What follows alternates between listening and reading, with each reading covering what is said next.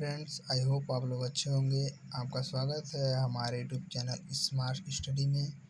तो आज की इस वीडियो में हम लोग जैसे कि हम लोग पार्ट 1 में पढ़ रहे थे कक्षा 10 का सामाजिक विज्ञान, पार्ट 2 भारत में राष्ट्रवाद। उस वीडियो का पार्ट 2 हमने कहा था लाने के लिए और हम लेकर आए हैं आप लोगों के लिए। तो चलिए वीडियो को शुरू करते हैं। खिलाफत आंदोलन। तो भारत में मुसलमान का तुर्की के सुल्तान के समर्थन में मित्र राष्ट्रों विशेषकर ब्रिटेन के खिलाफ था और 23 नवंबर 1919 को गांधी जी ने अखिल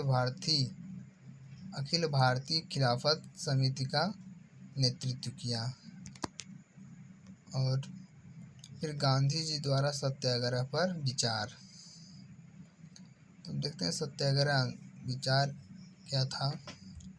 सत्याग्रह का विचार गांधी जी द्वारा दक्षिण अफ्रीका से शुरू किया गया और सत्याग्रह का अर्थ था कि किसी को हिंसा न पहुंचाकर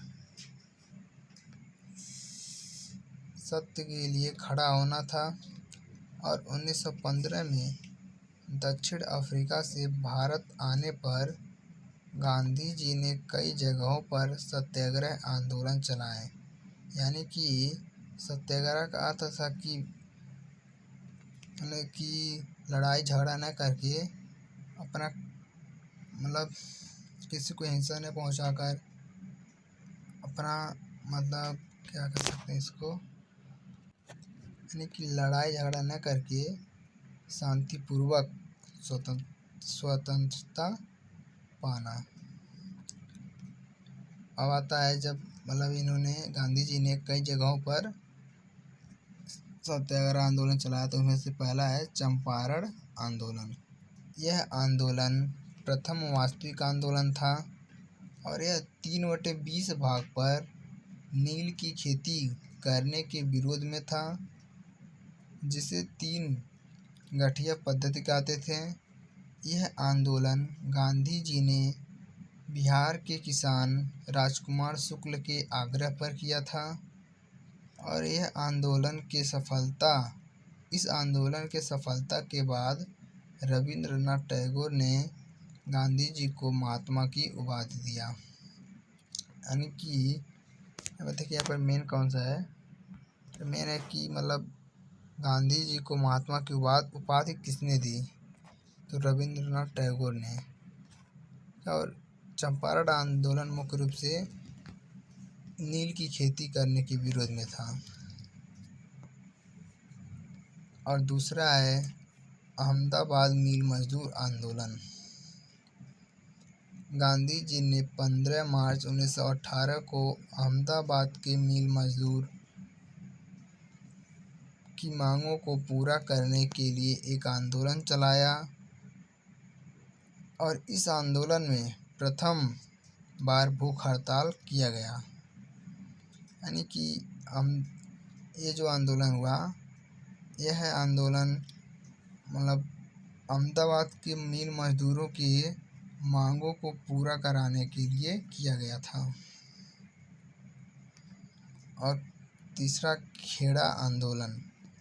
1918 में गुजरात के खेड़ा जिले में बाढ़ के कारण किसान की फसल बर्बाद हो गई थी, जिससे किसानों ने सरकार से लगान माफ़ करने की सिफारिश की, किंतु सरकार ने इसे मना कर दिया।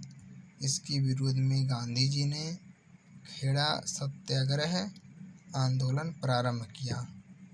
ये कि 1918 में गुजरात के खेड़ा जिले में बाढ़ आया और उसके बाढ़ आने के कारण फसल बर्बाद हो गई और किसानों ने जो कर लगता था उसको माफ़ करने के लिए सरकार से कहा, लेकिन सरकार ने इसे मना कर दिया और इसी के विरोध में खेड़ा आंदोलन शुरू किया गया।